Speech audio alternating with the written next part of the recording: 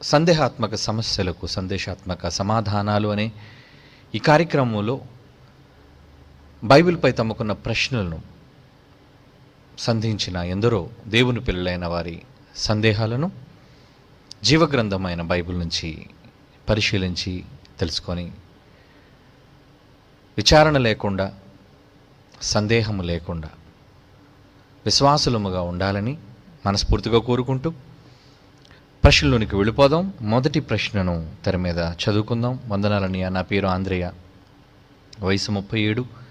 నా ప్రశ్న 2వ రాజుల గ్రంథం 21వ అధ్యాయం 1వ వచనములో మనష్షే ఏలనారంభించినప్పుడు 12 ఏండ్ల వాడే ఏలునట్లుగా, మరియు 2వ రాజుల గ్రంథం 22వ అధ్యాయం 1వ వచనంలో యోషియా ఏలనారంభించినప్పుడు 8 ఏండ్ల వాడుగా ఏలినట్లుగా ఉన్నది. వారు చిన్న వయసులోనే వీరిని రాజుగా ఎన్నుకున్నారు. ఆ రోజుల్లో రాజరికపు వ్యవస్థ అలాగుండేదా? దయచేసి వివరించండి. మా యొక్క ప్రశ్నలకు ఎంతో ఓర్పుతో సమాధానాలు ఇస్తున్న అందుకు కృతజ్ఞతలు. ప్రశ్న జవాబుల కార్యక్రమం మాకు ఎన్నో తెలియని విషయాలను తెలియజేస్తుంది అన్నయ్య. ఓకే నాన్న ఆంధ్రేయ, నీవడిగినట్లుగా మరి వీరిద్దరినీ కూడా చిన్న వయస్సులో రాజులుగా ఎంపిక చేయటం అనేది అది దైవ సంకల్పానుసారంగా జరిగిందా అంటే అవును. రాజరికపు వ్యవస్థలో వారి తండ్రుల మరణ అనంతరం తమ కుమారులనే సింహాసనాసీనులుగా చేయటం అనేది రాజరికపు వ్యవస్థలో అలవాటుగా రావటం అనేది మనకు తెలుసు. ఆ ఇద్దరి జాబితాలో చేరిన వారే ఆంధ్రే అడిగిన ప్రశ్నలో 2వ రాజుల గ్రంథంలోని 21వ అధ్యాయం అలాగే 22వ అధ్యాయంలో మనష్షే ఏలనారంభించినప్పుడు 12 ఏండ్ల వయస్సు, అలాగే యోషియా ఏలనారంభించినప్పుడు 8 ఏండ్ల వయస్సు. అంటే చిన్నవాళ్ళుగా వారి పరిపాలన సాగించారా అంటే వారు రాజ్య పరిపాలన అవగాహన వాళ్ళకి లేకపోయినా ఎలాగూ పరిపాలించాలి ప్రజలను అన్న రాజనీతి శాస్త్రాన్ని వారు అప్పటికి సంపూర్ణంగా ఎరుగకపోయినప్పటికీ వారి వెనుక పెద్దలనేవాళ్ళు, మంత్రులు, ఆస్థాన పండితులు, ధర్మశాస్త్రాన్ని ఎరిగినవారు, రాజనీతి శాస్త్రాన్ని ఎరిగినవారు వారి వెనుక ఉండి రాజ్య భారాన్ని, రాజ్యం యొక్క అవసరతలను గుర్తిరిగి కేవలం రాజుగా మాత్రమే నామమాత్రంగా అతన్ని నియమించి పరిపాలన అన్నది వెనక ఉండి మరి వారి మంత్రులు కానివ్వండి, అలాగే దేవుని ఆదేశాన్ని పొందిన ప్రవక్తలు కానివ్వండి వారు నడిపించేవారు. ఎందుకంటే సౌలు ఏలికగా ఉన్నప్పుడు కానివ్వండి, దావీదు ఏలికగా ఉండినప్పుడు కానివ్వండి, ప్రవక్తల ద్వారా దేవుడు వాళ్ళకి పంపిన సందేశాలు మీకు తెలుసు. ఏం చేయాలి రాజులు, ఏం చేయకూడదు అని, యుద్ధానికి వెళ్ళాలా వెళ్ళకూడదా అని, చంపాలా చంపకూడదా అని. కనుక ఇలాంటి ఆదేశాలు దేవుని దగ్గర నుంచి పెద్దలైన రాజులకే వస్తున్నప్పుడు చిన్నలైన వారు రాజులుగా గర్భాన్న బట్టి వారసత్వంతో వారు అధికారంలోనికి వచ్చినా వారి క్రిందనున్న పెద్దలు సింహాసనం వెనక ఉండి నడిపించిన సందర్భాలు బైబిలులోనే కాదు చరిత్రలో కూడా మనకు కనబడుతుంది. ఈవెన్ పిరమిడ్స్లోని ఫరో సమాధులలో మరి ఇంచుమించు సుమారు క్రీస్తు పూర్వం 1400-1500 సంవత్సరాల కాలంలో అదే విధానం వాళ్ళు చిన్న వయసు అయినా సరే తండ్రి అనంతరం కుమారుణ్ణి పరిపాలకునిగా కూర్చొనబెట్టిన సందర్భాలు కొన్ని సందర్భాల్లో భారతదేశ చరిత్రలోనూ ఇతర చరిత్రల్లో కూడా మనం చూడగలం. కనుక వారు నియమింపబడ్డారు అంటే వారి వెనుక దేవుని యొక్క ఆదేశం అలాగే పెద్దల యొక్క ఆలోచన ఉన్నదే కానీ వాళ్ళు నామమాత్రంగా సింహాసనం మీద కూర్చున్న వాళ్ళే, అంతేగాని వాళ్ళు ఏదో తమ జ్ఞానం చేత పరిపాలన చేశారు అన్నది కాదు. కనుక చిన్నపిల్లలుగా వారసత్వాన్ని బట్టి వాళ్ళని సింహాసనం మీద కూర్చుండబెట్టారే కానీ 8 ఏండ్ల వయసులో వాళ్ళు పరిపాలన చేశారు అన్నది కాదు. ఎందుకంటే రాజగర్భాన పుట్టిన రాజకుమారుడే రాజ్యానికి నియమితుడు కావాలి కాబట్టి ఆయనని కూర్చోబెట్టి మిగిలిన సభ్యులు, రాజ్యసభ్యులు వాళ్ళు పరిపాలన సాగించేవారు. కనుక నాన్న దానిని బట్టి వారు చిన్న వయసులో ఉన్నా సరే వారు పెద్దల యొక్క ఆలోచనతో వారి యొక్క పరిపాలన సాగింది అని మీరు తెలుసుకోండి. ఓకే, మంచిది. God bless you. తర్వాత ప్రశ్నలోనికి వెళ్ళిపోదాం. వందనాలు అన్నయ్య గారు. నా పేరు శాంతకుమార్, నా వయసు 21, ఊరు కర్ణాటక, రాయచూరు. ఆదికాండం 21:8 ఆ పిల్లవాడు పెరిగి పాలు విడిచెను, ఇస్సాకు పాలు విడిచిన దినమున అబ్రహాము గొప్ప విందు చేసెను. ఇందులో నా ప్రశ్న ఏంటంటే, అని ఇస్సాకు పాలు విడిచిన రోజు విందు చేయటం అంటే వారి ఆచారమా, లేక అబ్రహాముకు ఇస్సాకు పాలు విడిచిన దినమందు విందు చేయమని దేవుడు ఎక్కడైనా ఎప్పుడైనా చెప్పాడా? దయచేసి వాక్యానుసారంగా వివరించగలరని కోరుకుంటున్నాను. అలాగే నేను పెట్టిన ఎన్నో ప్రశ్నలకు మీరు ఓపికతో శాంతితో సమాధానాన్ని ఇచ్చినందుకు చాలా కృతజ్ఞతలు చెల్లించుకుంటున్నాను. థ్యాంక్ యూ సో మచ్ అన్నయ్య. ఈ ప్రశ్నకు కూడా సమాధానం అందించండి. ఓకే నాన్న శాంతకుమార్. అక్కడ ఆ సందర్భాన్ని మనం చూడగలిగితే ఆదికాండం 21:8 మనం చూడగలిగితే ప్రియులరా, ఆ పిల్లవాడు పెరిగి పాలు విడిచాడు, ఇస్సాకు పాలు విడిచిన దినం.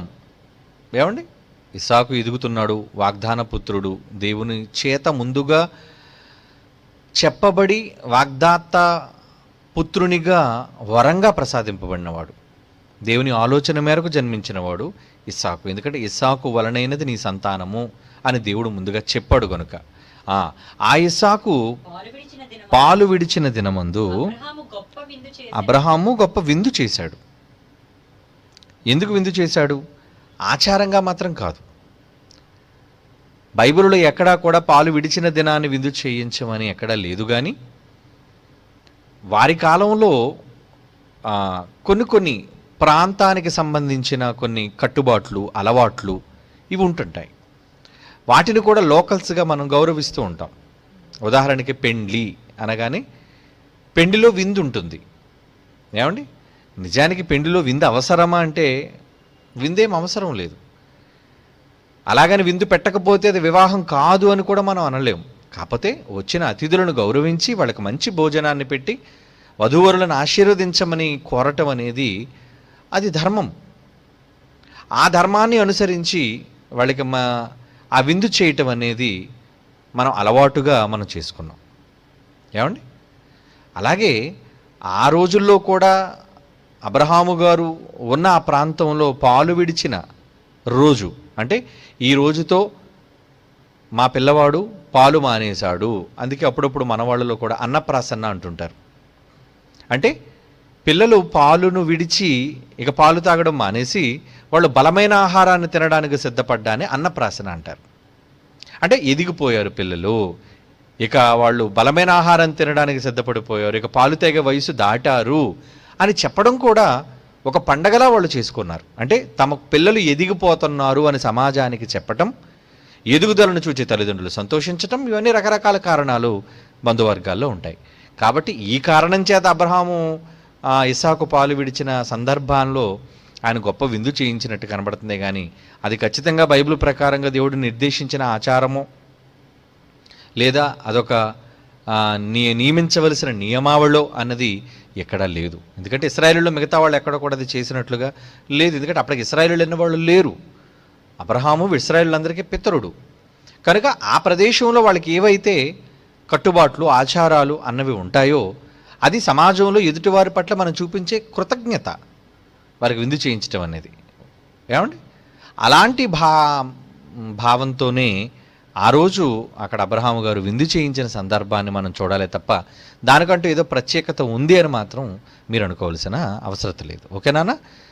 అది ఖచ్చితంగా వాక్య ప్రకారంగా అందరూ పాలు విడిచిన దినాన్ని చేయాలి అనే రూల్ ఆ రోజు కూడా ఏమీ లేదు, కృత నిబంధనలో కూడా అటువంటిది ఏమీ లేదు. ఓకేనా? మంచిది. God bless you. తర్వాత ప్రశ్న.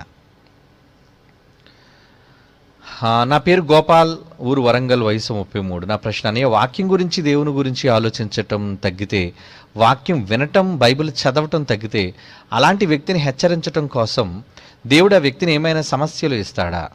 ఆ వ్యక్తి ఇంట్లో ఎవరైనా వ్యక్తికి సమస్య కానీ రోగంతో చావు కానీ వస్తే దేవుడిని నమ్మిన ఆ మనిషి మారాలి అని దేవుడు వారి ఇంట్లో వారికి సమస్య కానీ చావు కానీ కలిగించి వాక్యంలో ఉండమని దేవుని కోసం బ్రతకమని ఆ వ్యక్తిని దేవుడు హెచ్చరిస్తున్నట్లు పూర్తి వివరణతో వివరించగలరు? ఏనానా? వాక్యం వినటం, బైబిల్ చదవటం తగ్గటం వలన దేవుడు ఏదో ఆ వ్యక్తిని సమస్యల పాలు చేస్తాడు అనుకోవటం బైబిల్ ప్రకారంగా అదేమీ ఆధారంతో మనం చెప్పుకోవడానికి లేదు. కానీ దేవుడు పరీక్ష అనేది మాత్రం ప్రతి ఒక్కరికి ఉంటుంది. ప్రతి మనిషి పైన ఈ రెండు శక్తుల యొక్క ప్రభావం ఎప్పుడూ ఉంటుంది. ఊహ తెలిసిన నాటి నుంచి ప్రతి మనిషి దేవుని కొరకు బ్రతకాలని దేవుడు, దయ్యము యొక్క ఆలోచనలో బ్రతకాలని దయ్యం వారిని ప్రభావితం చేయడానికి మాత్రం ఎప్పుడు ఆలోచిస్తుంటాయి అన్నది మనం తెలుసుకోవాలి. కనుక ఏదో శ్రమ కలిగింది అంటే వారు ఏదో దేవునికి విరుద్ధంగా ఉన్నారు అని అనుకునే భావన తప్పు. ఎందుకంటే శ్రమ కలగడానికి కొన్ని సందర్భాల్లో చేసిన పొరపాట్లు శిక్ష రూపంలోనూ వస్తే, కొన్ని సందర్భాల్లో పరీక్ష రూపంలో కూడా విశ్వాసాన్ని పరీక్షించడానికి ఎదుర్కోవడానికి సమస్యలు ఎదురవ్వచ్చు. కనుక జీవితంలో సమస్యలు అనేవి ప్రతి మనిషి జీవితంలో ఉంటాయి. అయితే ఈ సమస్య పలానా కారణం చేత వచ్చింది అని మాత్రం మనం అనుకోవడానికి లేదు. ఎందుకంటే ఈ ఇద్దరి ప్రభావం మనిషి పైన ఉంటుంది కనుక ఆ ప్రభావం విషయంలో, ఆ శ్రమ విషయంలో మనం దాన్ని ఏ విధంగా భావించాలి? శ్రమ కలిగిందా? ఆ విషయంలో మనం శ్రమ కలిగినందుకు దేవుడిని నిందించటమో లేదా దేవుడు మాకు అన్యాయం చేశాడనో భావించకుండా, దేవుడు మనిషి పట్ల చేసే ప్రతి ప్రక్రియ, జీవితంలో జరిగే సంఘటన అది మన మేలు కొరకే చేస్తాడు. కొరింథీయులకు రాసిన మొదటి పత్రిక 10వ అధ్యాయం 13వ వచనం చూడండి. కొరింథీయులకు రాసిన మొదటి పత్రిక 10వ అధ్యాయం 13వ వచనం. సాధారణముగా మనుషులకు కలిగిన శోధనలు తప్ప మరి ఏదియూ మీకు సంభవింపలేదు. దేవుడు మంచివాడు, నమ్మదగినవాడు. మీరు ఒకవేళ శ్రమ కలిగినా సహింపగలిగినంత కంటే ఎక్కువగా ఆయన మిమ్మల్ని శోధింపబడనీయడు. అంతేకాదు సహింపగలుగుటకు శోధనతో కూడా తప్పించుకొని మార్గమును కలుగజేయును అంటున్నాడు. అంటే శ్రమలు అనేవి ఎందుకు మనిషికి సంభవిస్తాయి అంటే కొన్ని సందర్భాల్లో మీ విశ్వాసాన్ని పరీక్షించటం కోసం. ఎందరో భక్తుల జీవితాల్లో వాళ్ళు కలిగిన శ్రమలు మీకు తెలుసు. యోబుకి సడన్గా తన పిల్లలు చనిపోయారు అంటే, తన ఆస్తిని కోల్పోయాడు అంటే, తనకున్న సర్వస్వాన్ని ఆయన దక్కించుకోలేకపోయాడు, నష్టపోయాడు అంటే దేవునికి విరోధిగా మారాడనా? అలా అనుకోవడానికి లేదు. వెనక సందర్భాన్ని మనం ఆలోచిస్తే అది కేవలం దేవుని పరీక్షలోని భాగంగానే, అపవాది చూపించే శోధనలోని భాగంగానే మనం ఆలోచించాలి తప్ప తప్పు చేశాడు కనుక యోబుకి కష్టాలన్నీ వచ్చాయి అనుకోవడానికి లేదు. అంటే కొన్ని సందర్భాల్లో కష్టం నిన్ను శిక్షించడానికి వస్తుంది, కొన్ని సందర్భాల్లో కష్టం నిన్ను పరీక్షించడానికి కూడా వస్తుంది. కష్టం ఏ విధంగా వచ్చినా మనం చేసే క్రియలను బట్టి దాన్ని మనం ఆలోచన చేయాలి, దేనిని బట్టి వచ్చింది అని. కనుక మనుష్యులకు సంభవించే ప్రతి కష్టము అది కేవలం చెడ్డ పనులు చేశారు గనుకనే వస్తున్నాయి అనుకుంటే, అంటే మంచివాళ్ళకు రావనా? అసలు మంచివాళ్ళు ఎవరున్నారు? ఏమండి, లోకంలో ప్రతి మనిషి ఏదో సందర్భంలో నేరస్తుడు. కనుక నేరస్తుడైనప్పుడు మన అందరికీ సంభవిస్తున్నాయి. కనుక మంచివాళ్ళకు రావు అనుకోవడానికి లేదు, చెడ్డవాళ్ళకు మాత్రమే వస్తాయి అనుకోవడానికి కూడా లేదు. దేవుడి పరీక్షలు ఇవ్వటంలో కూడా మన ఘనతను చూడాలని, మన విధేయతను చూడాలని అనుకుంటాడు. అందుకే యోబు గ్రంథంలో ఒక మాట ఈ సందర్భంలో చదివిస్తాను చూడండి. యోబు గ్రంథం 36వ అధ్యాయం 15వ వచనం చూడండి. యోబు గ్రంథం 36వ అధ్యాయం 15వ వచనం. శ్రమపడు వారిని వారికి కలిగిన శ్రమ వలన ఆయన విడిపించును, బాధ వలన వారిని విధేయులుగా చేయును అంటున్నాడు. చూడండి, అంటే బాధ వలన విధేయత నేర్చుకుంటాం, శ్రమల వలన అనుభవాన్ని నేర్చుకుంటాం. ఏమండి, దేవుడు తప్పించుకునే మార్గాన్ని కూడా మనకు కలుగు చేస్తాడు. అంటే ఖచ్చితంగా వీటన్నిటిని అనుభవించటం అనేది మన జీవితంలో ఒక భాగం. కనుక కష్టాలు కలుగుతున్నాయి అంటే ఆ వ్యక్తి దేవునికి అవిధేయుడిగా ఉండటం వల్లే కలుగుతున్నాయి అని అనుకోవడానికి లేదు. అంటే ఉన్నతంగా బ్రతికే వ్యక్తి కావచ్చు, దేవునికి విధేయత చూపించిన వ్యక్తి అయినా సరే కష్టాల పాలు కావచ్చు, శ్రమల పాలు కావచ్చు. మిమ్మల్ని శోధించుటకు మీకు కలుగుచున్న అగ్ని వంటి మహాశ్రమ అంటున్నాడు. అంటే అపవాది మనల్ని శోధిస్తుంది, మనల్ని కోరుకుంటుంది.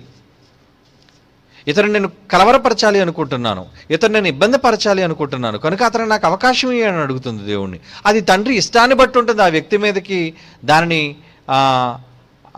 అవకాశం ఇవ్వడానికి పర్మిషన్ ఇవ్వాలా వద్దా అన్నది. ఏమంటే అనుమతిని ఇవ్వాలా వద్దా అనేది దైవ నిర్ణయాన్ని బట్టి ఉంటుంది. అలాగని దేవుడు ఎవరి మీద అపవాదిని వెళ్లకుండా ఆపే ప్రసక్తి లేదు. అందరినీ ఆయన పరీక్షకు గురి చేస్తున్నాడు.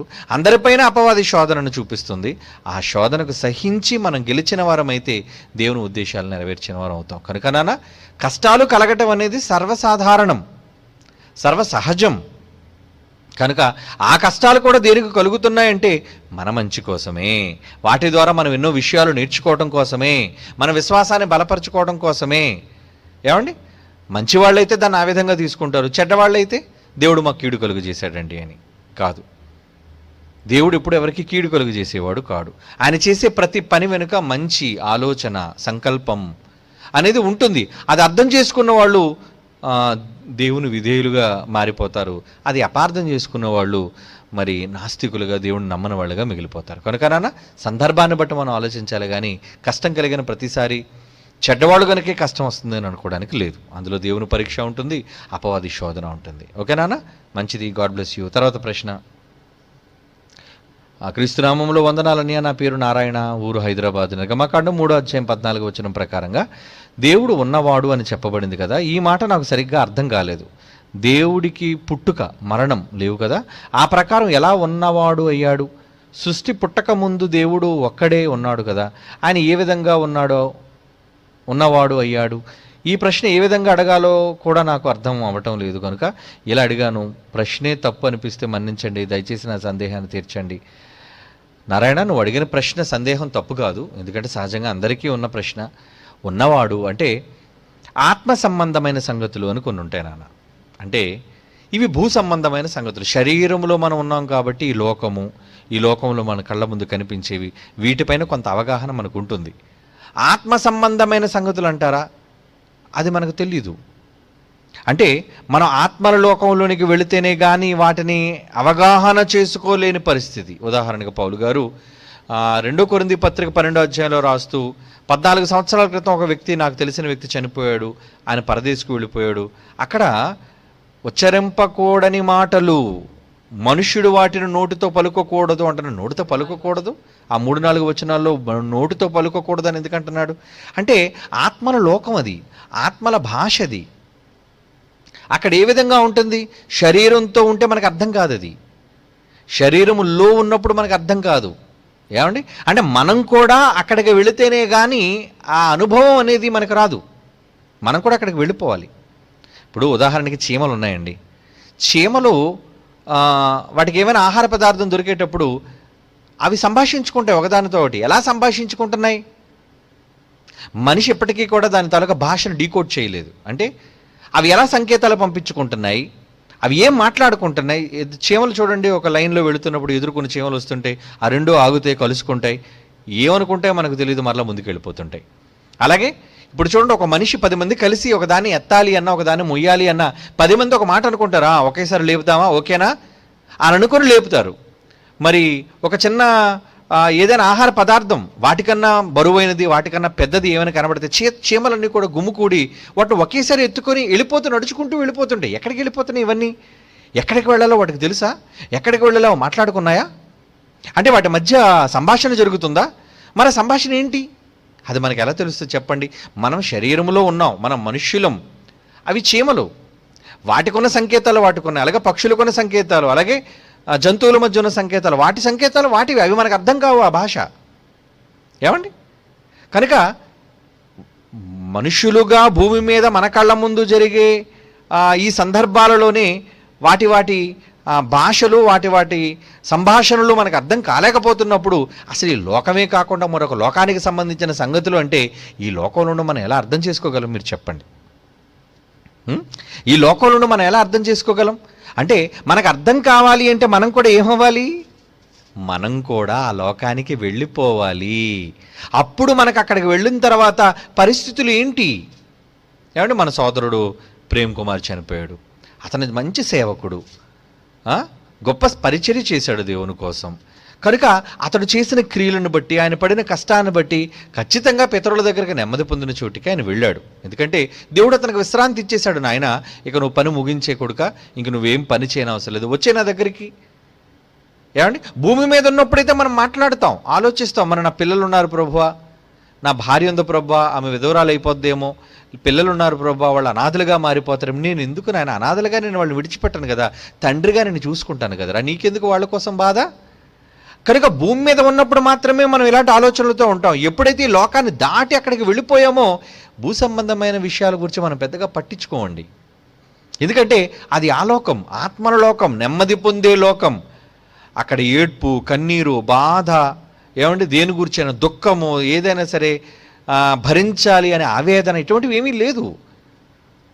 లాజరు గారు బ్రతుకున్నప్పుడు ఆయన ఎంతో బాధపడ్డాడు.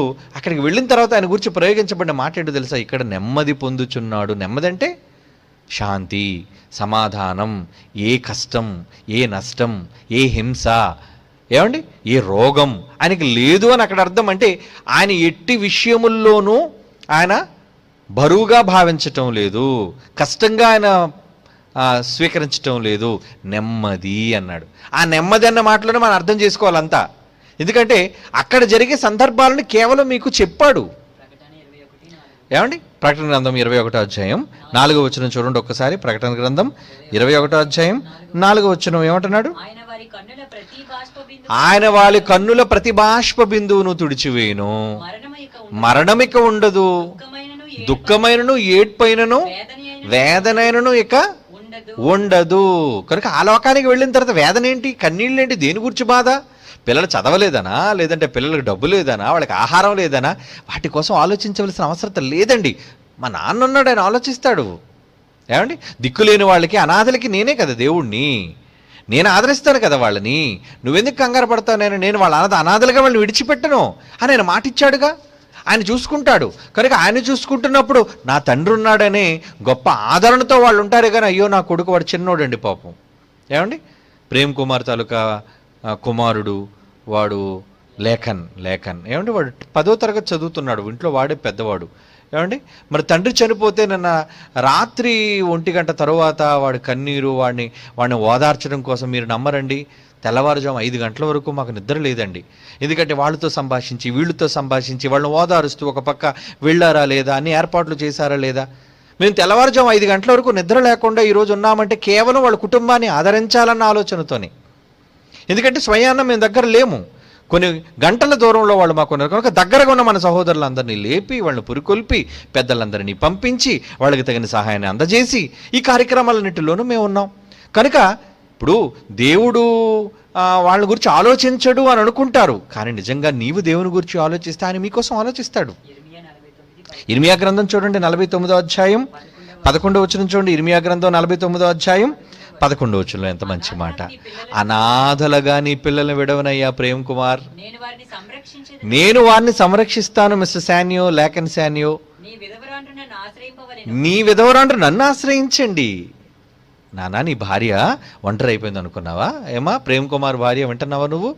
నువ్వు అనాథగా ఏం కాదు తల్లి, నీకు పైన తండ్రి ఉన్నాడు, మనదంతా పెద్ద కుటుంబం, నీకు అన్నయ్యలు ఉన్నారు, ఇక్కడ లోకంలో తండ్రులు ఉన్నారు, అక్కలున్నారు, తమ్ముళ్ళు ఉన్నారు, ఎందరున్నారు నీకోసం.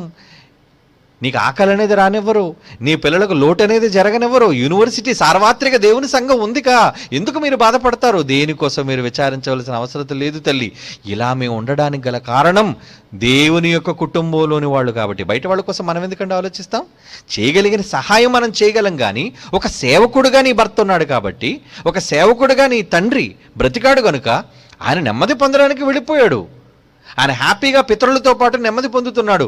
ఇలాంటి సందర్భాలలో మనం ఆయన కోసం ఆలోచించి, ఆయన ఏదో ఇబ్బంది పడిపోతున్నాడని మనం కన్నీళ్లు పెట్టుకొని, ఆయన ఏదో ఇబ్బంది పడిపోతున్నాడని మనం ఆహారం మానేసి బలహీనపడిపోతే ఎలా చెప్పండి? కనుక మీరు బలహీనపడకండి, ధైర్యంగా ఉండండి. మీకోసం దేవుడున్నాడు. అనాథులుగా మనల్ని ఎవరిని విడిచిపెట్టడు. సహజంగా ప్రతి తల్లి ప్రతి తండ్రి భూమి మీద ఉన్నప్పుడు ఇలాగా ఆలోచిస్తారు. ఏమని? అయ్యో నేను చచ్చిపోతే నా పిల్లలు అనాథలైపోతారేమో, అయ్యో భూమి మీద అందరికీ తండ్రి అయిన దేవుడు ఉన్నాడు కదా, నేనే తండ్రిని అని చెప్పుకున్నాడు కదా, ఆయన పిల్లల్ని ఆయన ఎలా అనాథలుగా విడిచిపెడతాడు చెప్పండి? అలాగైతే ఆదాం అనాథ అయిపోయాడా? తప్పు చేసిన తర్వాత బయటకు పోయిన తర్వాత బట్టలు కుట్టించాడు, వాళ్ళకి ఆహారం పెట్టాడు. ఏమండి ఎన్ని చేయలేదండి మన తండ్రి. ఈరోజు శాపం వచ్చిన తర్వాత కూడా ఈ ప్రకృతిలో ఎన్ని వనరులు, ఎన్ని రుచులు, ఎన్ని రంగులు, ఆహా ఎన్ని ఆహ్లాదకరమైన మరి పరిస్థితులను దేవుడు ఉంచాడు చూడండి. ఇవన్నీ మనల్ని ప్రేమించి అనాథలుగా మనల్ని విడిచిపెట్టాడా మన తండ్రి? లేదండి, మన కోసం మనం చేస్తున్నాడు ఆయన. కనుక ఎవ్వరం మనం అనాథలం కాదు. ఆయనను నమ్మినప్పుడు, ఆయన మీద ఆనుకొని బ్రతుకుతున్నప్పుడు, కాబట్టి మీరెవరు విచారించకండి. అతడు నెమ్మదిలోనికి వెళ్ళిపోయాడు, విశ్రాంతినిచ్చాడు దేవుడు. పనిలో బాగా పొలంలో కష్టపడుతున్నాడు అనుకోండి, ఎండలోని భయంకరమైన ఎండ, మండిపోతున్నాడు సూర్యుడు, చర్మం వేడెక్కిపోతుంది, కమిలిపోతుంది. అలాంటి టైంలో యజమాని పిలిచి, రా నాన్న రా, ఓకే నీకు సెలవు ఇచ్చేస్తాను, ఇంటికి వెళ్ళిపో. మరి నా కూలయ్యా, నీ కూలి వచ్చేస్తుంది అయ్యా, నీ కూలి నీకు పూర్తిగా ఇచ్చేస్తాను, ఇంటికి వెళ్ళిపో, విశ్రాంతి తీసుకుంటే పనివాడికి ఎంత ఆనందం. ఈరోజు ప్రేమ్ కుమార్ కూడా అదే ఆనందంలో ఉన్నాడండి. కనుక మధ్యాంతరంగా వాళ్ళు వెళ్ళిపోయారనో, చనిపోయారనో, లోకాన్ని విడిచిపెట్టి వెళ్ళిపోయారనో, శరీరంలో మనుషులుగా మనం ఉన్నాం కాబట్టి దుఃఖపడుతూ ఉన్నాం. నిజంగా దేవుని యొక్క మహాజ్ఞానం మనకు అర్థమైతే దేవుడు తన పిల్లలను తన విశ్రాంతిలోనికి పంపించేశాడు, తన పనిని ముగించేయమన్నాడు.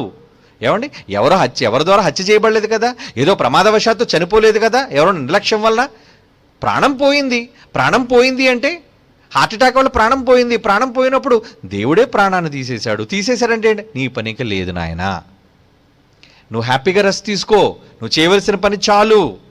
ఏమండి, కనుక ఎవరిని ముందు తీసుకువెళ్ళాలో ఎవరిని తర్వాత తీసుకువెళ్ళాలో ఆయనకు తెలుసు. వారి పనిని బట్టి దేవుడే పనిలో నీకు విశ్రాంతిస్తున్నప్పుడు మనం ఎందుకు బాధపడాలి చెప్పండి. కనుక ఇవన్నీ అర్థం కావాలి అంటే ఆత్మలుగా మనం ఆలోచించాలి. ఆత్మలోకానికి వెళితేనే కానీ ఆయన నిర్ణయాలు ఏంటో, ఆయన ప్రణాళికలు ఏంటో మనకు అర్థం కావు. కనుక ఇప్పుడు తమ్ముడు అడిగిన ప్రశ్న ప్రకారంగా నేను ఉన్నవాడును అని దేవుడు అన్నాడు.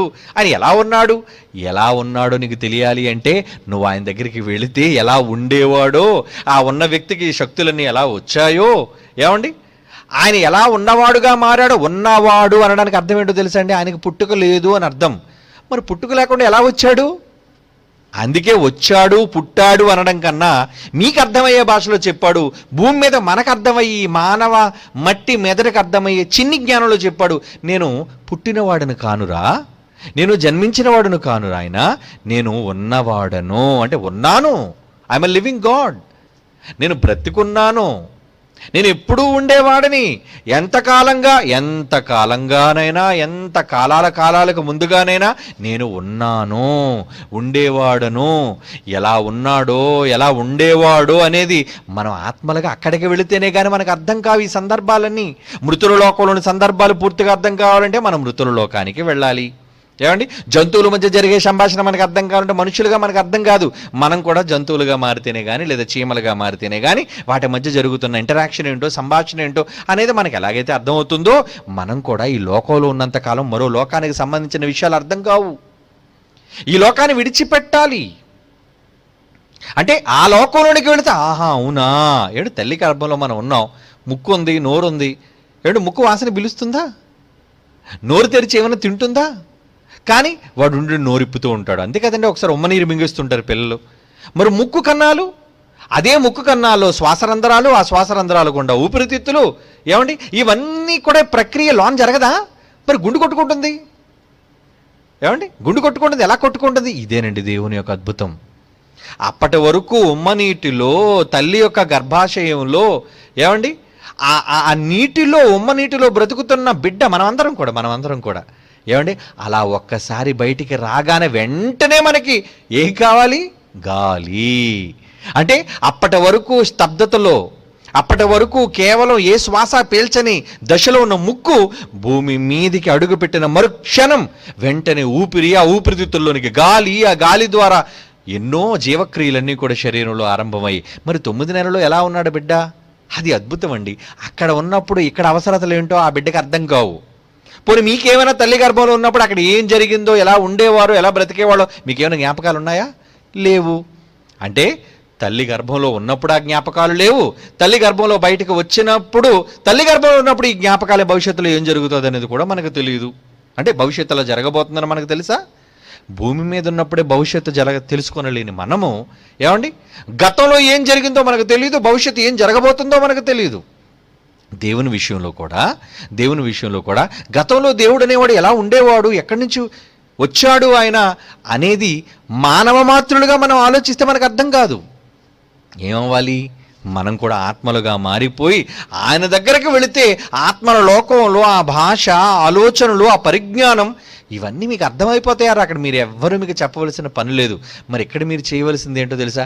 దేవుడు ఎలా వచ్చాడు అనేది తెలుసుకోవడం కన్నా మీరు ఎందుకు వచ్చారు అన్నది తెలుసుకొని, దేవుడు ఇవన్నీ మన కోసం ఎందుకు చేశాడు అన్న విషయాన్ని తెలుసుకొని ఆయన కోసం బ్రతికి చనిపోతే చాలు. తర్వాత మనం దేవుని గురించి ఆయన ఎలా వచ్చాడు అన్నది ఆలోచించవద్దు. దానికి సమాధానం లేదని కాదు, తండ్రి దగ్గర ఉంది.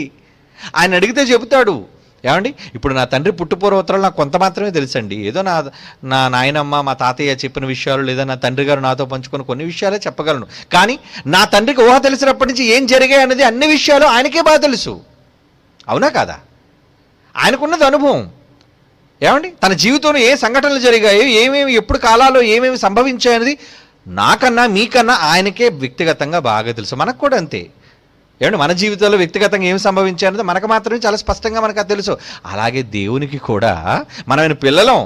ఆయన గురించి మనకి ఏం అర్థమవుతుందో చెప్పండి? తండ్రిని అర్థం చేసుకోవడానికి ఏమండి ఒక మంచి మాట మీకు చూపిస్తాను ఈ ప్రశ్న ముగించే ముందు. ఒకసారి ఈ బైబిల్ నుంచి ఈ మాట చూడండి. యోబు గ్రంథం 37వ అధ్యాయం 23వ వచనం చూడండి. యోబు గ్రంథం 37వ అధ్యాయం 23వ వచనం అండి. సర్వశక్తిమంతుడగు దేవుడు మహత్యము గలవాడైన, ఈ మాట చూడండి, ఆయన మనకు అగోచరుడు. అగోచరుడు అంటే మీకు అర్థం అవడారు ఆయన. మీరు అర్థం చేసుకున్నది కూడా మిక్కిలి మెల్లనైన గుసగుస శబ్దం అన్నాడు. అందుకే ఆయన గురించి మనకు వినబడుతుంది కూడా మిక్కిలి మెల్లనైన గుసగుస శబ్దము పాటిదే అంటున్నాడు కీర్తనల గ్రంథంలో. అంటే దీని అంతటి బట్టి మనకి ఏం తెలుసుకోవాలి? భూమి మీద ఉన్నప్పుడు మనం ఎందుకు వచ్చాం, ఏం పని చేయాలని దాని మీద కాన్సన్ట్రేట్ చేయండి. ఆత్మలోకంలో అక్కడ దేవుడు ఎలా వచ్చాడు, ఎందుకు వచ్చాడు, ఏమయ్యాడు, ఏమంటే వీటిని గురించి మనం ఆలోచించవలసిన పని లేదు. ఇప్పుడు మనం ప్రస్తుతం ఉన్నాం. దీని గురించి మనం ఆలోచించి అక్కడికి వెళ్ళిపోతే అంతా మనకు అర్థమవుతుంది. అగోచరుడైన ఆయనకు అన్నీ తెలుసు. భూమి మీద మనకు అగోచరుడు, మానవ మేధస్సుకైన అగోచరుడు, కానీ ఆత్మకి అన్నీ గోచరమే, అన్నీ అర్థమైనవే.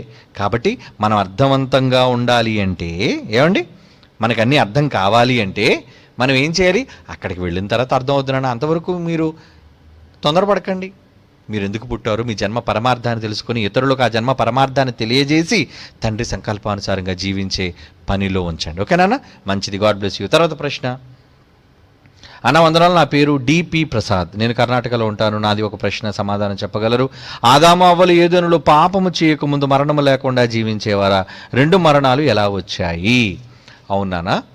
వాళ్ళు మరణము లేనివారుగానే ఉన్నారు. ఎందుకంటే వారు ప్రతిరోజు తినడానికి దేవుడు వాళ్ళకి ఏమిచ్చాడు?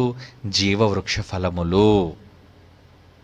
అంటే ఎల్లప్పుడూ జీవించడానికి వాళ్ళ దగ్గర ఏమున్నాయి? జీవవృక్ష ఫలములు. అందుకే తప్పు చేసిన తరువాత కూడా దేవుడు వారిని నెట్టేస్తాడు. ఆదాము అవ్వల్ని దేవుడు ఏదైనా తోటల నుంచి బయటికి నెట్టేసి అక్కడ ఖడ్గజ్వాలలను పెడతాడు. ఎందుకంటే ఒకవేళ మరలా బయటికి పోయిన ఆదాము ఏదైనా తోటలో ప్రవేశించి ఒకవేళ మరలా ఆ పండు తిని శాపం వచ్చిన తర్వాత కూడా ఆ పండు తినటం వల్ల నిత్యము జీవించే ప్రక్రియ ఉంది. కాబట్టి చూస్తారన్నమాట. ఆదికాండము 3వ అధ్యాయము 22వ వచనం చూడండి. ఆదికాండం 3వ అధ్యాయం 22వ వచనం. అప్పుడు దేవుడైన యెహోవా ఇదిగో మంచి చెడ్డలను ఎరుగునట్లు, ఆదాము అప్పుడే మనలో ఒకడు వంటి వాడు అయిపోయాడు. కాబట్టి ఒకవేళ అతడు చెయ్యి చాపి ఆ జీవవృక్ష ఫలమును కూడా తీసి తిని నిరంతరము జీవించునేమో. అంటే తప్పు చేసిన తరువాత కూడా జీవవృక్ష ఫలాన్ని తింటే నిరంతరము జీవిస్తాడా? అంతే కదా మరి. ఏమండి మళ్ళా చదవండి ఆ మాట. కాబట్టి అతడు ఒకవేళ తన చెయ్యి చాపి, అంటే అప్పటికి నేరం చేసేసాడు, పండు తినేశాడు, అపరాధంలో పడిపోయాడు ఆదాము. అంటే మరణం వచ్చేసిందా? తిను దినమును నిశ్చయముగా చచ్చేది అంటే శరీర సంబంధమైన మరణం కాదు. ఏమొచ్చేసింది ఆయనకి? దేవుని దృష్టిలో ఆయన జీవిస్తున్నాడు శారీరకంగా అయినా కానీ, తన ఆత్మీయంగా ఆయన చనిపోయిన వాడే మరణించిన వాడితోనే సమానం. బ్రతుకున్నా లేనట్టేరా, నా మాట కాదన్నావు గనుక పాపం వలన నువ్వు మరణించావు, అది దేవుని దృష్టిలో. కానీ తప్పు చేసిన తరువాత కూడా ఆదాము బయటికి పోయిన తరువాత మరలా తన చెయ్యి చాపి జీవవృక్ష ఫలమును కూడా తీసుకొని తిని నిరంతరము ఒకవేళ జీవిస్తాడేమోనని దేవుడే యెహోవా అతడు ఏ నేల నుండి తీయబడునో దానిని సేద్యపరచుటకు ఏదేను తోటలోని అతను పంపేశాడు. అప్పుడు ఆదామును వెళ్ళగొట్టిన తర్వాత ఏం చేశాడట ఆయన? ఏదేను తోటకు తూర్పు దిక్కును, తూర్పుగా కదా పంపించేశారు. మళ్ళీ అదే త్రోవలో వెనక్కి వచ్చి పళ్ళు తింటాడేమోనని కెరూబులను జీవవృక్షమునకు పో మార్గమును కాచుటకు ఇటు అటు తిరుగుతున్న ఖడ్గజ్వాలుడు, అంటే మంట దగ్గరికి వెళ్తే కాలిపోతావు నువ్వు. కనుక ఎందుకు భద్రపరిచాడు అంటే అతనికి మరణం, ఆ మరణాన్ని జయించడానికి జీవవృక్ష ఫలం ఉంది కనుక అది తింటే మరణం నిత్యము జీవిస్తాడు. కనుక జీవించకుండా ఉండేయాలంటే జీవవృక్ష ఫలానికి వెళ్లకుండా నేను చెయ్యాలి. అంటే శరీరానికి మరణం ఉందా అంటే ఉంది, శరీరానికి మరణం ఉంది. జీవవృక్ష ఫలాన్ని తినటం వలన అతను జీవిస్తున్నాడు. కానీ మరి ముందు దేవుడు అమరుడుగానే చేశాడు. ఆయన జీవవృక్ష ఫలంతో కానీ దేనితో కొన్ని పని లేదండి. ఆయన ఆదాము దేవుడు చెప్పిన మాటను అతిక్రమించడం వలననే మరణాన్ని తెచ్చుకున్నాడు. అసలు లేకపోతే మరణం అన్నదే లేదర్రా వాళ్ళకి. 19వ వచనం చూడండి, ఆదికాండం 3వ అధ్యాయం 19వ వచనం. నీవు మన్నే గనుక తిరిగి మన్నైపోతావు. నువ్వు మన్ను గనుక తిరిగి మన్నైపోతావు. అంటే మట్టిలో నుంచి వచ్చావు, నువ్వు మట్టిలోనికి వెళ్ళిపోవాలి. మరి దేవుడు ఆదాముని ఎలా చేశాడు? తప్పు చేయకముందు జీవవృక్ష ఫలాలు నువ్వు తింటూ ఉంటావు, బ్రతుకుతూనే ఉంటావు. నీకు మరణం ఎక్కడదయ్యా? అమరులు అన్నారు, అందుకే అమరుడు నువ్వు, నీకు మరణం లేదు. కానీ మరణం ఎప్పుడు వచ్చిందో తెలుసా? దేవుని మాటకు అవిధేయత చూపించడం వలననేనరా మరణం వచ్చింది. ఎందుకంటే ఆజ్ఞ అతిక్రమం పాపమైపోయింది. దేవుని మాటను మీరారు, ఆ పాపమే వాళ్ళ జీవానికి మరణంగా మారిపోయింది. కనుక తినుదినమను చచ్చెదవు అన్న మాట ప్రకారంగా వాళ్ళు దేవుని దృష్టిలో చనిపోయారు. ఆ తర్వాత బహిరంగంగా ఆ జీవవృక్ష ఫలాన్ని తినకపోవటం వల్ల వాళ్ళ శరీరం ఏమైపోయింది? మరణించింది. మన్నైపోవాలి నువ్వు, శాపం వచ్చేసింది వాళ్ళకి. కనుక నాన్న 2 మరణాలు వాళ్ళకి సంభవించాయి. కనుక అంతకుముందు వాళ్ళు దేవుని మాట వినినంత వరకు, విధేయత చూపించినంత వరకు వాళ్ళకి మరణమే లేదు. వాళ్ళు మరణము లేని అజేయులు, వాళ్ళు మరణము లేని అమరులు అని మనం చెప్పుకోవచ్చు. ఓకేనా? మంచిది, గాడ్ బ్లెస్ యూ. తర్వాత ప్రశ్న. మొదటి శతాబ్దంలో అద్భుతాలు, స్వస్థతలు ఆగిపోతాయి. పిడి సుందరరావు గారు ఇప్పుడు ఎలా కరోనాను ఆపగలరు? ఈ ప్రశ్న పంపించిన వారు జోసఫ్, 46 సంవత్సరాలు, విశాఖపట్నం. ఓకే జోసఫ్ గారు, మరి జైశాలి పిడి సుందరరావు గారు అంటున్నట్లుగా, బైబిల్లో చెప్పబడినట్లుగా మొదటి శతాబ్దంలోనే స్వస్థతలు అనేవి ఆగిపోయాయి. అంటే మనుష్యుల ద్వారా స్వస్థతలు ఆగిపోయాయి అంటే దేవుడు స్వస్థపరచడం కాదు సుమా. చాలామంది ఆయన మాటలను అపార్థం చేసుకుంటున్నారండి. కనుక మీరు అపార్థం చేసుకోకూడదు సుమా, మీరు అపార్థం చేసుకోకూడదు. కనుక ఆయన చెబుతున్నది మనుష్యుల ద్వారా స్వస్థత. అంటే ఒక మనుష్యునికి స్వస్థత వరము నాకు ఉంది అని చెప్పి వరము కలిగిన భక్తుని చేత ప్రార్థించబడ్డం, వరము కలిగిన భక్తుని చేత రోగాలను తరిమివేయబడ్డం, ఏమండి మరణించిన వారు లేవటం, ఇలా శక్తులు కలిగిన వారు, పరిశుద్ధాత్మ శక్తులు కలిగిన వరములు కలిగిన వ్యక్తులు లేరు. అంతేగాని దేవుడు స్వస్థతలు చేయుడు అని కాదు. రెండిటికి చాలా తేడా ఉంది. ఏమండి స్వస్థపరుచు యెహోవాను నేనే అని అన్నాడు కదా. ఏమండి ఈరోజు మనకు కలుగుతున్న స్వస్థత యెహోవాలన కాదా? మీకు బీపీ వచ్చిందండి, బీపీ ట్యాబ్లెట్ వేసుకున్నారండి. జ్వరం వచ్చిందండి, జ్వరం ట్యాబ్లెట్ వేసుకున్నారండి. తలనొప్పి వచ్చిందండి, తలనొప్పి ట్యాబ్లెట్ వేసుకున్నారండి. మీరు అనారోగ్యం నుంచి ఆరోగ్యవంతంగా మారారండి మందులను వాడటం వలన. ఏమంటే డాక్టర్స్ వాడే మెడిసిన్స్ ఇవన్నీ మిమ్మల్ని బ్రతికించడం లేదా? ఇవన్నీ మిమ్మల్ని ఆరోగ్యవంతులుగా చేయటం లేదా? రోగగ్రస్తులైన మిమ్మల్ని మరలా ఆరోగ్యవంతమైన మనుషులుగా మిమ్మల్ని చేయటం లేదా? అంటే ఇవన్నీ ఎవరి వల్ల చేస్తున్నారు? వారు వాడే మెడిసిన్స్, వారు వాడే ఏమండి ట్యాబ్లెట్స్, వారు వాడే ఆయింట్మెంట్లు కానివ్వండి, వారు వాడే సెలైన్లు కానివ్వండి, ఇంజెక్షన్స్ కానివ్వండి, ఇవన్నీ ఎక్కడి నుంచి వచ్చినాయి చెప్పండి? ప్రకృతిలో దేవుడు చేసినవి, శాస్త్రవేత్తలు పుట్టించినవి కావు. దేవుడు చేసిన ప్రకృతిలో నుంచే కొన్ని మిశ్రమాలను వాళ్ళు తీసుకొని వాటిని కలపడం వల్ల మందులుగా తయారవటం వలన అవి నీకు ఔషధాలుగా ఈరోజు మారిపోయాయి. అంటే మరి దేవుడు నిన్ను స్వస్థపరచటం లేదా? ఆయన ప్రకృతి, ఆయన కలిగించిన ప్రకృతిని నువ్వు మందులుగా వాడుతున్నావు, నువ్వు ఆరోగ్యవంతులుగా ఉన్నావు అంటే నేను యెహోవా స్వస్థపరచలేదా? ఇలా ఎందుకు చెప్పుకోవు నువ్వు? నన్ను ఎవరో మనుష్యుడు ప్రార్థన చేయడం వల్ల నేను స్వస్థపరచబడ్డాను కనుక మనుషుల ద్వారా నేను యెహోవా స్వస్థపరుస్తాడు అనుకోవడం తప్పు. ఎప్పుడూ ఆయన స్వస్థపరిచే యెహోవాయే, ఎప్పుడూ ఆయన స్వస్థత ఇచ్చేవాడే, అందరినీ స్వస్థపరుస్తున్నాడు. ఏంటి రోజు స్వస్థపరచట్లేదా మనల్ని? రోజు మనం తీసుకునే ఆహారం 3 పూట్ల తీసుకుంటున్నామే, అవి మన రోగ క్రిములను చంపే మందులను మీకు తెలుసా? మీరు తినే ఆకుకూరలు కానివ్వండి, మీరు తినే కూరగాయలు కానివ్వండి, మాంసకృతులు కానివ్వండి, పప్పు దినుసులు కానివ్వండి, వీటన్నిటిలో ఉన్నది వైటమిన్స్. అంటే మీ ఆరోగ్యానికి సంబంధించిన ఉన్నాయి అందులో. వీటిని తినడం వల్ల రోగాలు దరికి చేరకుండా లేదా ఉన్న రోగాలు చనిపోయేటట్లుగా శరీరంలో నుంచి పారద్రోలేటట్లుగా అవి నియంత్రిస్తున్నాయి. అంటే మరి ఇవన్నీ దేవుడు స్వస్థపరిచినట్టు కాదా? మరి ఇదంతా మానేసి ఎవడో ప్రార్థన చేశాడు కనుకనే యెహోవా స్వస్థపరుస్తాడు అనుకనే ఈ మూర్ఖ జనం, మూఢత్వంతో కూడిన జనం, ఏమండి ఇలాంటి మోసాలతో ప్రజలను నమ్మించి మోసగిస్తున్న జనం, ఇలాంటి వ్యక్తుల మీద విరుచుకుపడుతున్నారు సుమా. చాలామంది వాక్యంలోని ఏం చెబుతున్నారు, దానిలోని భావం ఏంటి అని తెలియకుండా ఏదో ఒక మాట విని ఒక వ్యక్తి మీద నేరం మోపితే ఎలా మీరు చెప్పండి? ఎవరో ఏదో చెప్పేసరి వెంటనే నమ్మేస్తారా? ప్రసన్నబాబు గారు చెడ్డవారు అంటే నమ్మేస్తారా? ఎందుకు చెడ్డవాడు, ఏ విధంగా చెడ్డవాడు, చెడ్డవాడు అవడానికి కారణం ఏంటి, అసలు నిజంగా ఆయన చెడ్డ పని చేశాడా లేదా, ఈ విచారణ అంతా తెలుసుకోవాలి కదా. ఎవరో అన్నారని వెంటనే ఆ మాట నమ్మితే ఎలాగర్రా? తప్పు కదా అది. పూర్తిగా విచారణ చెయ్యాలి. నేరస్తులను ముద్రించినంత మాత్రాన ఏ వ్యక్తి నేరస్తుడు కాడు. నేరం నిరూపించబడాలి. ఏమండి, నేరం ఆరోపించబడింది అంతే. కేవలం అతను నేరం ఆరోపించబడింది. ఈరోజు కోర్టులు పోలీస్ స్టేషన్లు ఏంటంటే నేరము ముందు ఎవడ కంప్లైంట్ ఇచ్చినా ఎఫ్ఐఆర్ అంటాడు. ఎఫ్ఐఆర్ అంటే రిమాండ్ అంటాడు. రిమాండ్ అంటే ముందు జైలుకి పంపించే, తర్వాత చూసుకుందాం కోర్టులో. అది ఎప్పుడు తేలుతుంది నువ్వు నేరస్తుడు కాదని? అవి కొన్ని 2 సంవత్సరాలు 3 సంవత్సరాలు 10 సంవత్సరాలైనా పట్టొచ్చు. ఎప్పుడో నువ్వు నిర్దోషమని తీర్పు పొందుతుంది. కానీ ముందు ఇళ్ళే డిక్లేర్ చేసేస్తున్నాను నేరస్తుడు అన్నది తప్పు కదా. అంటే ఆ వ్యక్తి నేరస్తుడు కాదా అన్నది సాక్ష్యాధారాలను పరిశీలించిన తరువాత నిజ నిర్ధారణతోనే బయటకు వస్తుంది వాస్తవం. అప్పుడు నువ్వు ఎవరినైనా మంచి వాళ్ళని చెడ్డవాళ్ళని అనాలి. ఏదో ఒక మాట విన్న వెంటనే ఒక వ్యక్తి నేరస్తుడని నువ్వు చెప్పేస్తే ఎలా? ఇది సబబు కాదు. కనుక ఈరోజు జైశాలి పీడి సుందరరావు గారి కానీ బైబిల్ విశ్వవిద్యాలయం కానీ స్వస్థతల విషయమై అభ్యంతరపరుస్తుందంటే ఏదో దేవుణ్ణి అభ్యంతరపరుస్తున్నారని తప్పుడు సంకేతాలను క్రైస్తవ సమాజంలో సోదర సోదరీమణుల మధ్య పంపిస్తున్నారు. జాగ్రత్త. ఈ మోసపూరితమైన మాటలు నమ్మి క్రైస్తవ సోదర సోదరీమణులారా మోసపోకండి. దేవుడు స్వస్థపరచడని, యెహోవాకు స్వస్థపరిచే వరం లేదని కాదు, నాకు స్వస్థపరిచే వరం అందని చెప్పుకుంటున్న ఈ మధ్యవర్తులు, నాకు శక్తులు ఉన్నాయని చెప్పుకునే వాళ్ళు అబద్ధికులు అని చెబుతుంది. ఆయన స్వస్థపరచగలడండి, ఆయన బాగు చేస్తాడండి.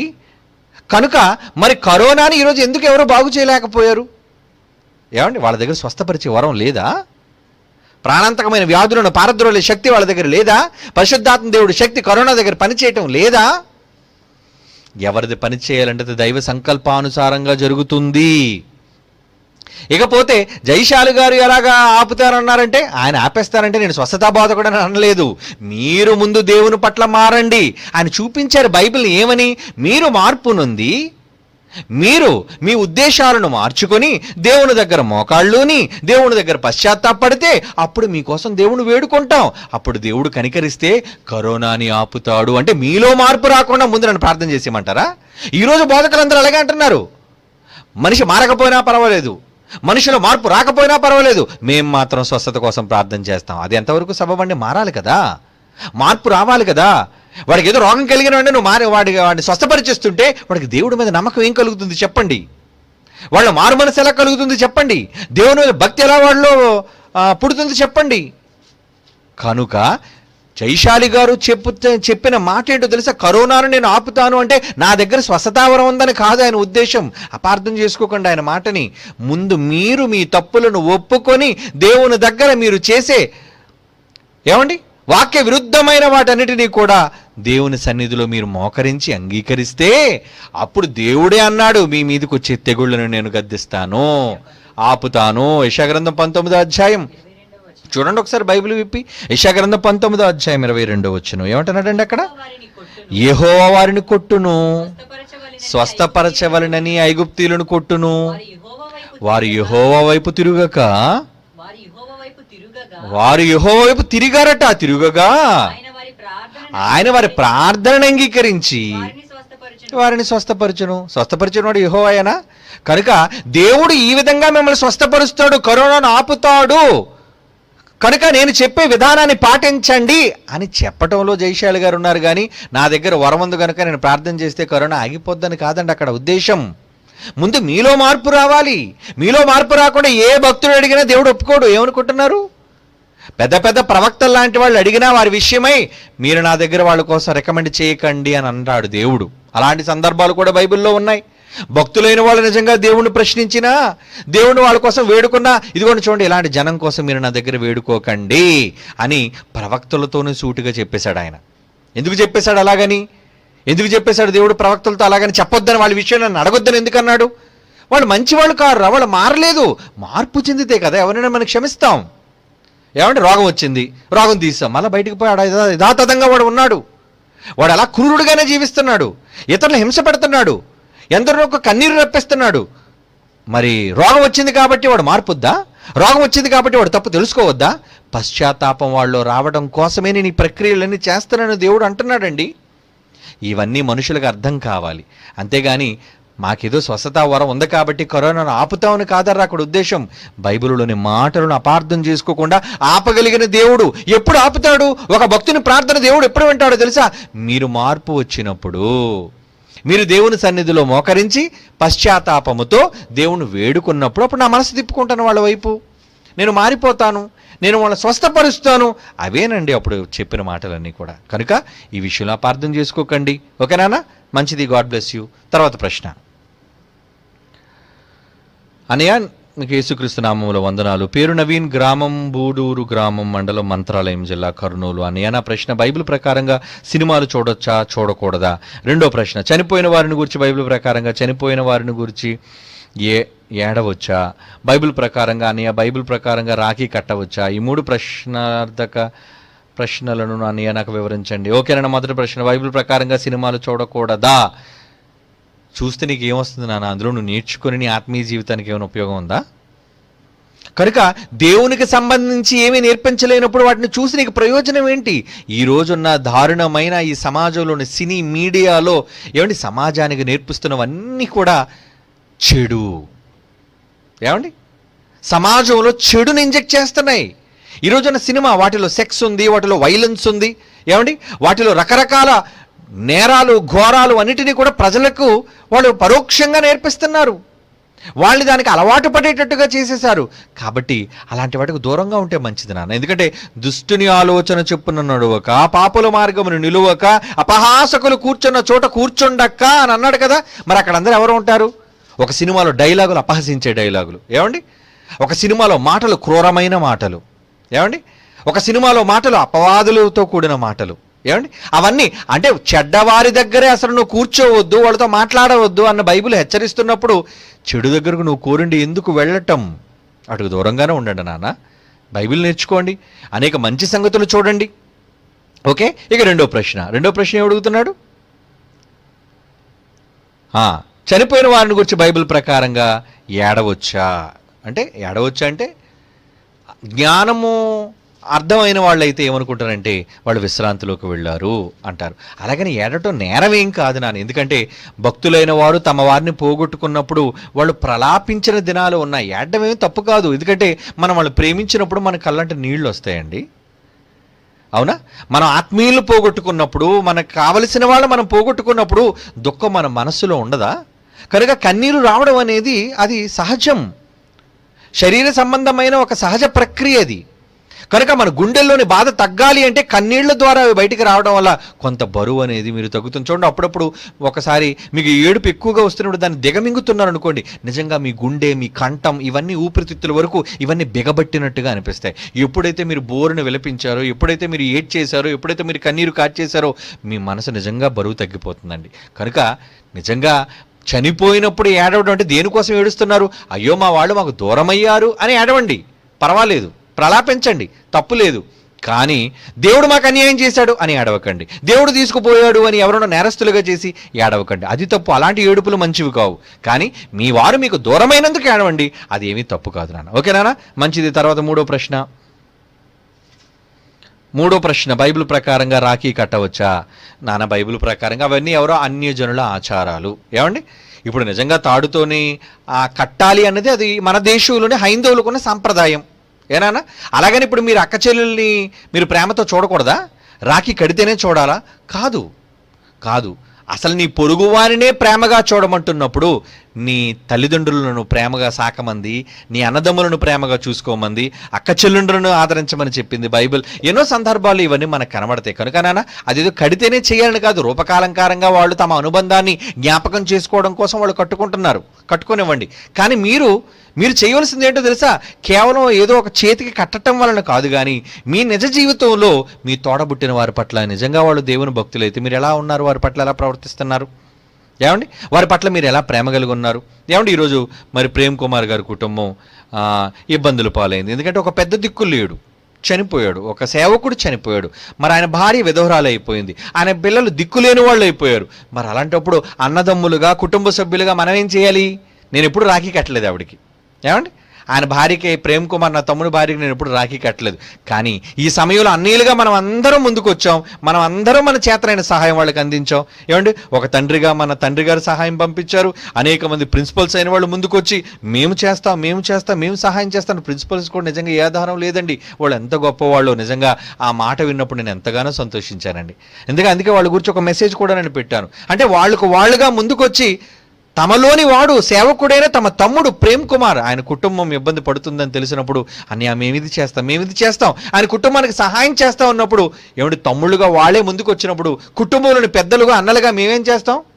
నిన్న రాత్రే కుమారుడికి మాట ఇచ్చాను, నాన్న ఏడొద్దురా, నాన్న లేడని బాధపడతాం ఎందుకు, డాడీ అని మమ్మల్ని పిలుస్తున్నావు కదా, మేమందరం లేవా, నీ కుటుంబానికి ఏ లోటు రానివ్వవు నాయన, ఏడవద్దు, మేమందరం ఉన్నాం నీ కోసం అని ఆ చిన్న బిడ్డడికి ధైర్యం చెప్పాం మేమంతా కూడా. కనుక ఇలాంటి టైంలో మనం రాఖీ కట్టామా లేదా అన్నది కాదు, మన ధర్మాన్ని ఒక కుటుంబానికి పెద్దలుగా మన కుటుంబంలోని సభ్యులు ఇబ్బందుల పాలవుతే వాళ్ళు మనం ఆదరించామా లేదా?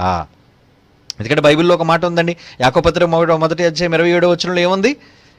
తండ్రి అయిన దేవుని ఎదుట ఏమండి మంచి భక్తి, యథార్థమైన భక్తి, తండ్రి అయిన దేవుని ఎదుట పవిత్రము నిష్కలంకమునైన భక్తి ఏదనగా దిక్కులేని పిల్లలు. ప్రేమ్ కుమార్ చనిపోయాడు అర్ధాంతరంగా, చిన్న వయసు అండి, నా వయసే, ఏమండి ఇంచుమించు నాకు 45, అతను కూడా 45. ఈ చిన్న వయస్సులో పాపం రోగం, హార్ట్ అటాక్ ప్రాబ్లంతో ఆయన చనిపోయాడు, కన్ను మూసాడు సడన్గా.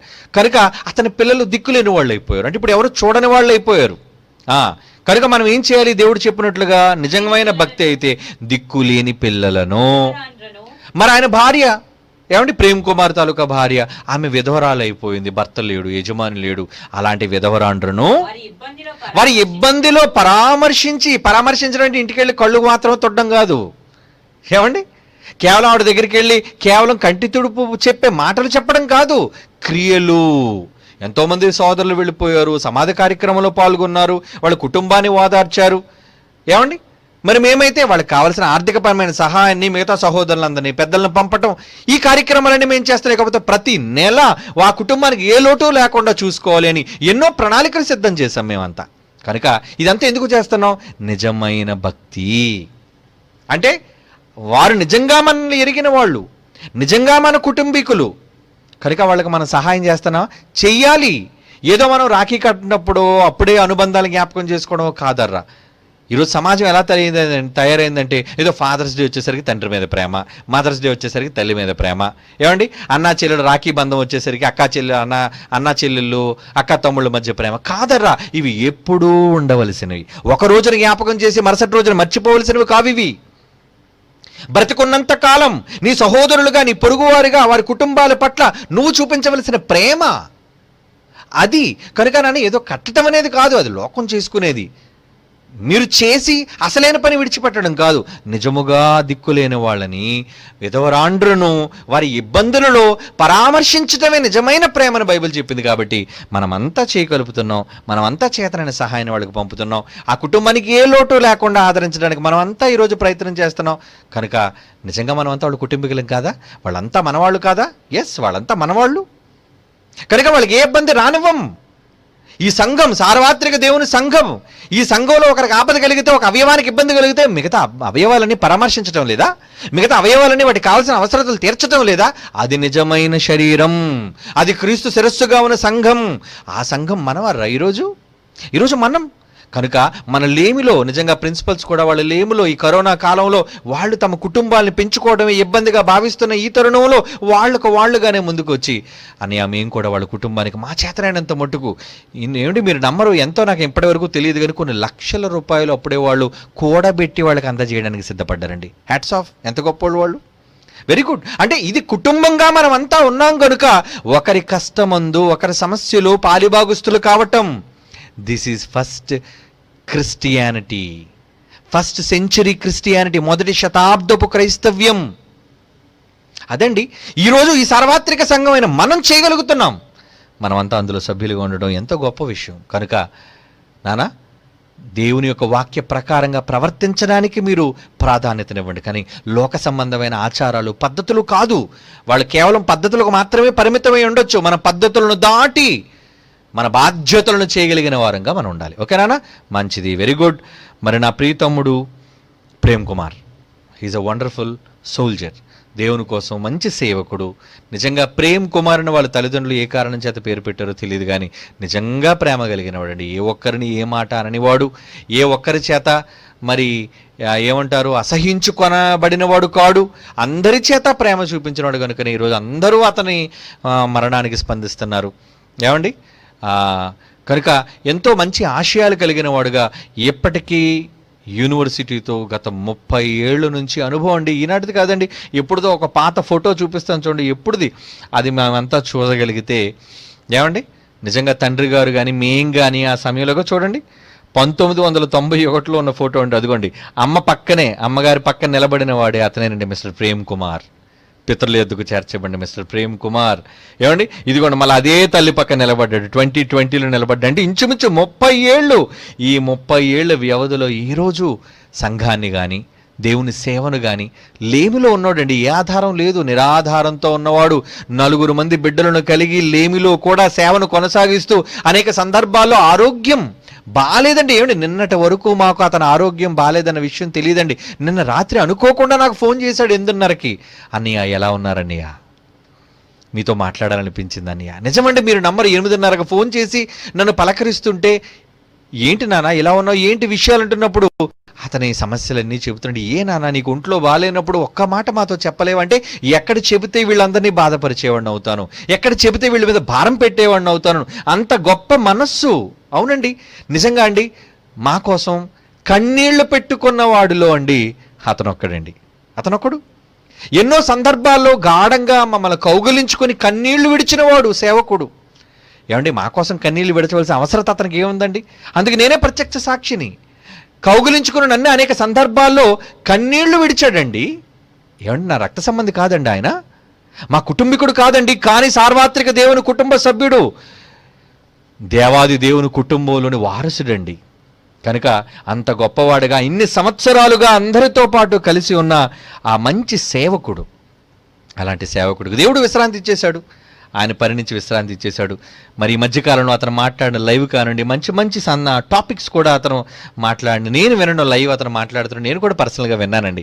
విన్నప్పుడు అదిగో చూడండి, మాట తప్పని మగువ, మట్టిలో మాణిక్యం, ఏమండి ఎన్నో చక్కటి పవర్ ఆఫ్ క్రైస్ట్ అనే ఒక ఛానల్ ద్వారా మంచి సందర్భాలను అందజేసిన ఒక మంచి సువార్థికుడని చెప్పాలి. నిజంగా ప్రజల మధ్య నిలబడి సువార్త ప్రకటిస్తుంటే అండి అందరితో కలిసి, ఏమంటే ప్రిన్సిపల్స్ అందరితో పాటు కలిసి కనబడుతున్నాడు నా తమ్ముడు. ముఖంలోనే చాలా జాలితత్వం, ప్రేమతత్వం కనబడుతూ ఉంటుంది. ఏమండి, బహిరంగంగా మైకు పట్టుకొని ఎన్నో సేవా కార్యక్రమాల్లో పాపం పాలిభాగస్తుడిగా తిరిగాడండి. ఎన్నో ప్రాంతాలు సాహసవంతంగా తిరిగాడు. తక్కువ దూరం ఎక్కువ దూరం అని అనుకోకుండా. ఏమండి, ఎన్నో ప్రాంతాల్లో అతను చాలా కష్టపడ్డాడు. ఏనా మైక్ పట్టుకొని మాట్లాడుతున్న సందర్భాలు ఫొటోస్ కూడా మీకు పంపించాను, లేవా అందులోని చూడండి ఒకసారి. కనుక ఇలాంటి గొప్ప విషయంలో త్యాగశీలుడుగా అతను బ్రతికి చనిపోయాడు. కాబట్టి ఆ కుటుంబం యొక్క బాధ్యత సార్వత్రిక సంఘంగా మనందరిపైన ఉంది. కాబట్టి ఆలోచనతో ముందుకు వచ్చి ప్రోత్సహించడానికి వచ్చిన ప్రియులైన దేవుని పిల్లలందరికీ కూడా ఈ సందర్భంలో మరి నా ప్రేమపూర్వకమైన కృతజ్ఞతలు వాళ్ళందరికీ కూడా తెలియజేసుకుంటున్నాను. అలాగే ఆ కుటుంబానికి, ముఖ్యంగా నా కుమారుడు లేఖన్కి, నానా మేమందరం మీతో ఉన్నాం, నీకు ఏ లోటు రానేమో, నీ కుటుంబానికి అండగా సార్వత్రిక దేవుని సంఘంగా మేమందరం ఉన్నామని మర్చిపోకండి. ఏనానా ఒక్క డాడీ కాదు, ఎందరో డాడీలు ఈరోజు నీకున్నారు, ఎందరో పెద్దలు నీకున్నారు, ఎందరో అన్నలు ఉన్నారు, ఎందరో అక్కలు ఉన్నారు, ఎందరో తల్లులు నీకున్నారు. కనుక నిన్ను గూర్చి నీ కుటుంబం గూర్చి ఆలోచించి మేమందరం ఉన్నాం కనుక ధైర్యంగా కుటుంబం ఉండాలని, ఆ కుటుంబానికి ధైర్యాన్ని చెబుతూ కుటుంబంలోని సభ్యుడుగా ఏమండి, అలాగే మరి సేవకు సహకరించడానికి ముందుకు వచ్చిన ప్రియులైన వారు కూడా నా హృదయపూర్వక కృతజ్ఞతలు, ధన్యవాదాలు మరొకసారి హృదయపూర్వకంగా తెలియజేసుకుంటూ, మరి తమ్ముడు కుటుంబానికి దేవుడు ఆదరణ, శాంతి, నెమ్మది దయచేయాలని మనస్ఫూర్తిగా కోరుకుంటున్నాను. Thank you very much. కళ్ళు మూసుకోండి, ప్రార్థన చేసుకుందాం. పరిశుద్ధమైన తండ్రి దేవా, మరి నీ కుమారుడైన ప్రేమను విశ్రాంతిలోనికి మీరు ప్రవేశింపజేసినందుకు ధన్యవాదాలు. మేమును కూడా భూమి మీద మా పనులన్నిటినీ ముగించి మీరు ఏర్పాటు చేసిన విశ్రాంతిలోనికి ప్రవేశించగలుగుటకు మీ కృప మా పైన, మా కుటుంబీకులపైన, మా అందరిపైన చూపించండి దేవా. మేమంతా మీ వారంగా ఉండాలి, మీకోసమే బ్రతకాలి, బ్రతుకున్నంత కాలం మిమ్మల్ని గొప్పగా ఈ లోకానికి పరిచయం చేయాలి అన్న ఆశ మాలో ఉందని సంగతి మీకు తెలుసు. కాబట్టి అది వరంగా మాకు ప్రసాదించి మా జీవిత కాలంలో మిమ్మల్ని ఉన్నతమైన తండ్రిగా, గొప్ప దేవునిగా ఈ సమాజానికి ప్రకటించడానికి, ఈ సార్వత్రిక సంఘంలోని సభ్యులుగా, ఈ కుటుంబంలోని వారుగా, మీ కుమారుని శిరస్సును హత్తుకున్న అవయవాలుగా మేమందరము సమిష్టిగా కలిసి పనిచేసి ఉన్నతమైన మీ ఆశయాలను నెరవేర్చుటలో ఉండగలుగుటకు మమ్మల్ని అందరినీ బలపరచవలసిందిగా ప్రార్థిస్తూ, మరి ఆ కుటుంబంలోని పెద్ద దిక్కును పోగొట్టుకున్న ప్రేమ్ కుమార్ కుటుంబానికి సమాధానాన్ని, తండ్రి ఆదరణను తండ్రిగా మీరు ప్రసాదించవలసిందిగా ప్రార్థిస్తూ, క్రీస్తు యేసు వారి గొప్ప కృప కలిగిన నామములో ఈ ప్రార్థన మీకు సమర్పించి వేడుకొనుచున్నాము తండ్రి. ఆమెన్.